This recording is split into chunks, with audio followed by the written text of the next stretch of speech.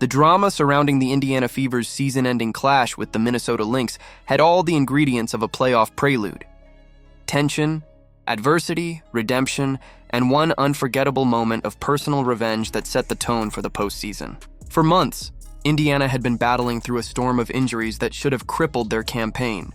Caitlin Clark, the rookie phenom and face of the league, was gone. Sophie Cunningham, Sydney Colson, Chloe Beebe, and Arie McDonald gone too. Nearly half the roster was reduced to street clothes, and with each new setback, the Fever were expected to unravel. Yet here they stood, winners of 3 straight, closing the regular season with an exclamation point and a message that rang loud across the WNBA. This team was not broken, not intimidated, and not done. It was against Minnesota, the team many consider the league's standard bearer, that Indiana made its boldest statement yet. The night began with a jolt. A 10-0 run in the opening minutes sent the home crowd into a frenzy and forced the Lynx into an early timeout. This wasn't the look of a team limping to the finish line. It was the look of a group fueled by defiance. Every player in a Fever jersey seemed to play as though they had something to prove, and collectively, they imposed their will on the league's top seed. By the end of the first quarter, Indiana had doubled up Minnesota. By halftime, they were shooting nearly 60% from the field, and by the final buzzer, they had secured an 83-72 victory that cemented their first winning season since 2015. But the numbers only tell part of the story. The real story was about resilience. When Caitlin Clark's groin injury officially ended her rookie campaign, the news hit like a gut punch, not just to the Fever, but to the entire fan base. Clark wasn't just a star, she was the symbol of a rebirth. The player fans believed could drag Indiana back into relevance. Losing her felt like the season's final nail. Instead, it became a rallying cry. Kelsey Mitchell transformed into the centerpiece, averaging over 20 points per game and surpassing even Tamika Catchings in single-season scoring output. Aaliyah Boston, steady as an anchor, set a new franchise record for rebounds while shouldering the burden of protecting the paint. Veterans like Natasha Howard and newcomers like Odyssey Sims and Aerial Powers filled the gaps, producing timely scoring runs that kept Indiana in control against Minnesota. What should have been a collapse turned into the clearest evidence yet that this roster was more than just one player deep. And then there was Lexie Hull.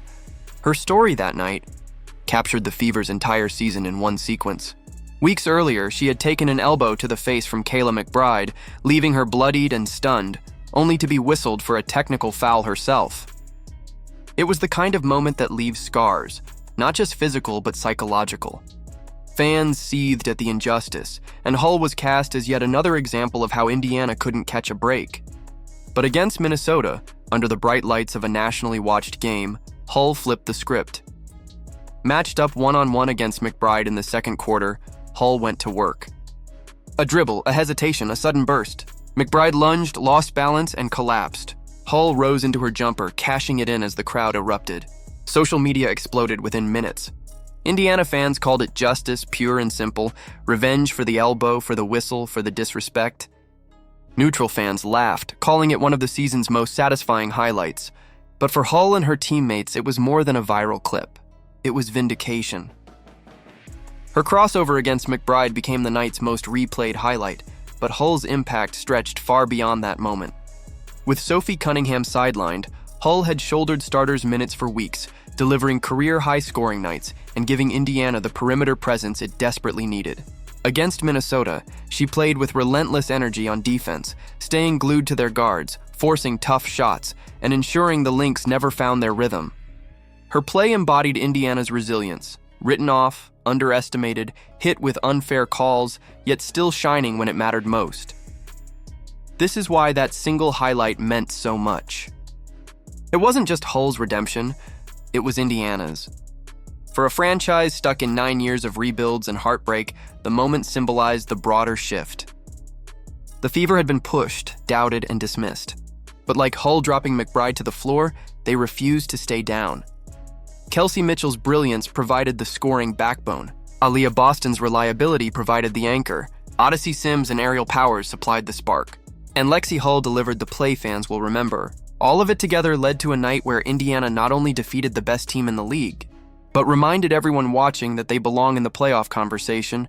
And as the camera panned to Caitlin Clark on the bench, smiling, coaching, Calling timeouts with her hands, the future of the Fever looked even brighter. Her absence didn't erase Indiana's progress.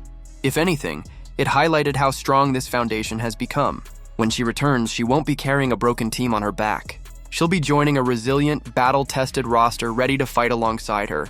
So when the Fever step into the postseason, they'll do so with momentum, confidence, and an identity forged in adversity. They are no longer the underdogs simply surviving.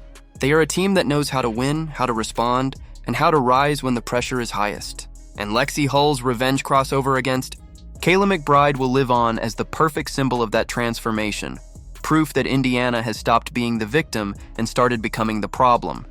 Now the question shifts to you. Was Hull's crossover the sweetest moment of the season?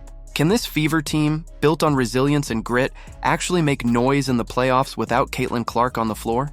Or was this win over Minnesota just one last statement before the pressure intensifies? Let us know your thoughts in the comments, and don't forget to like, subscribe, and turn on notifications so you don't miss a second of the Fever's playoff journey. Because if this game proved anything, it's that Indiana's story is far from finished.